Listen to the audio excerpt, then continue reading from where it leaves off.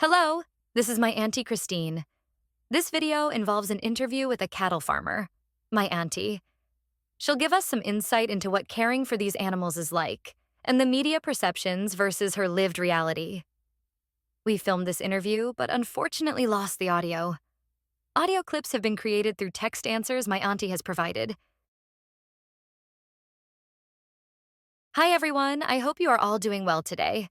I will be interviewing my Auntie Christine, who runs and owns a cattle farm in Moss Vale, New South Wales.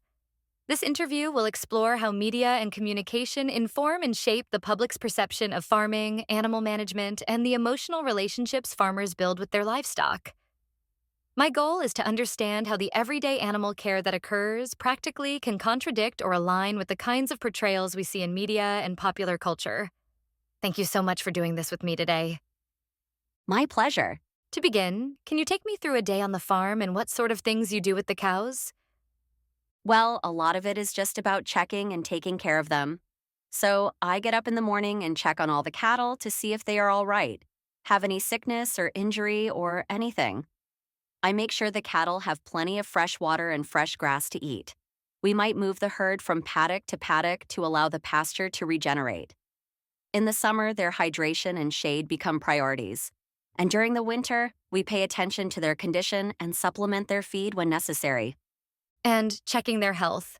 Are you looking for anything in particular? Yes, sometimes. Pink eye, lameness, respiratory stuff. If a cow is wandering away from the rest of the group, that's usually a bad sign. We also would be checking their body condition to make sure they're not getting too skinny or too heavy. It's all part of checking their well-being. Would you say you feel an emotional connection or responsibility towards your cows? Definitely. There is a huge sense of responsibility. This isn't just a job for me, it's a lifestyle. These animals are under our care and their well-being is our priority.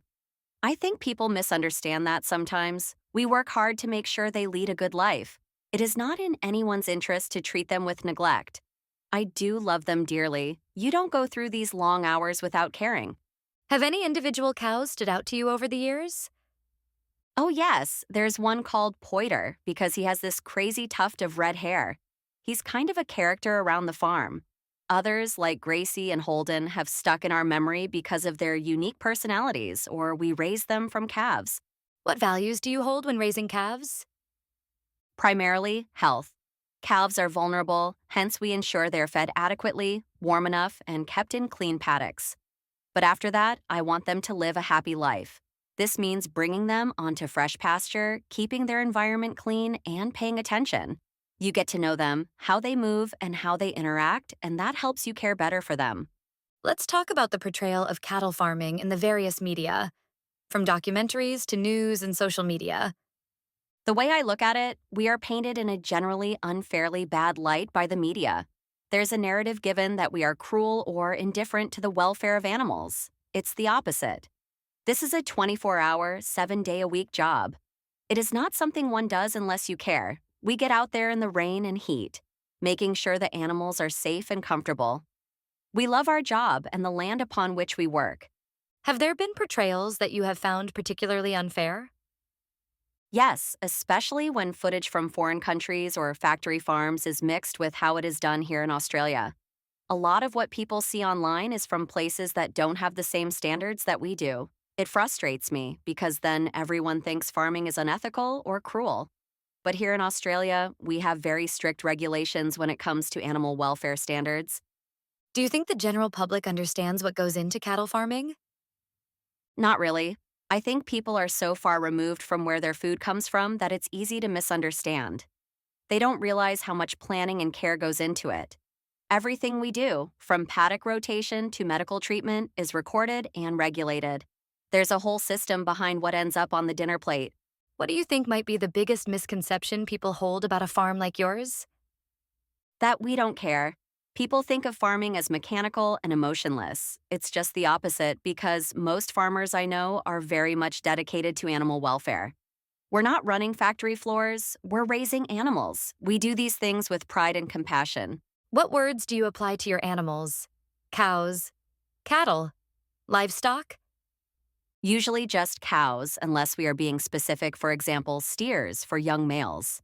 Livestock is a more technical term. It would find its way onto paperwork or be used when speaking with industry bodies. Do you think language somehow interferes in how people relate to animals? In that meat becomes beef instead of cow? That is an interesting consideration. I never really thought about it, but probably it is. Using words like beef or pork kind of puts a distance between the animal and its meal. It sanitizes the whole process, but I guess we don't do that with chicken. We use the same word for the animal and for the food. So it's a bit inconsistent. I do think language does play a huge part in how people rationalize eating animals. There is a lot of buzz about plant based diets and ethical meat. What are your thoughts? Look, I have no issue with people choosing to eat plant based, it's their choice. But calling it meat seems strange to me. Also, I think not all meat is of good quality. There is a great difference between meat from animals that have had a good life locally as opposed to meat from questionable sources. I wish more people would see that. Have you seen changes in the way people talk about farming? There certainly has been. There is more interest these days, especially among the younger lot in food and food origins. That's a good thing. We've adapted with the change from synthetic to organic fertilizer in response to such concerns. It is costly, but that is what people want, and it aligns with what we believe in. Would you say your practices are aligned with environmental and ethical standards? Absolutely. There are strict rules here in Australia. Every time we fertilize, medicate an animal, or even rotate paddocks, it all has to be logged. I think Australia has some of the best animal welfare standards in the world, and we follow them because they work. Our goal is to raise healthy animals in a sustainable way. How do you reconcile your love for animals with raising them for food? This is the hardest part, but also the most important. They have to be appreciated for what they give. That means giving them really good lives. I am very proud of how these animals are cared for and treated with utmost respect. It helps if you feel differently because of that. What do you wish more people understood about life on the land? It might be strenuous but fulfilling work. It's not glamorous, certainly not easy.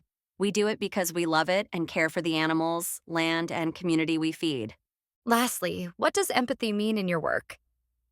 To me, this means empathy, seeing animals as living beings with needs and feelings. You have to get into their world to identify when they're stunned, when they're having a good time, or even when they're calm, recognizing and respecting their stress. Empathy is what makes you a good farmer. Thank you very much for sharing those experiences and perspectives. These will hopefully help the people outside to know what's actually happening underneath the headlines and hashtags. Thank you for having me. I really appreciate the chance to talk about what we do.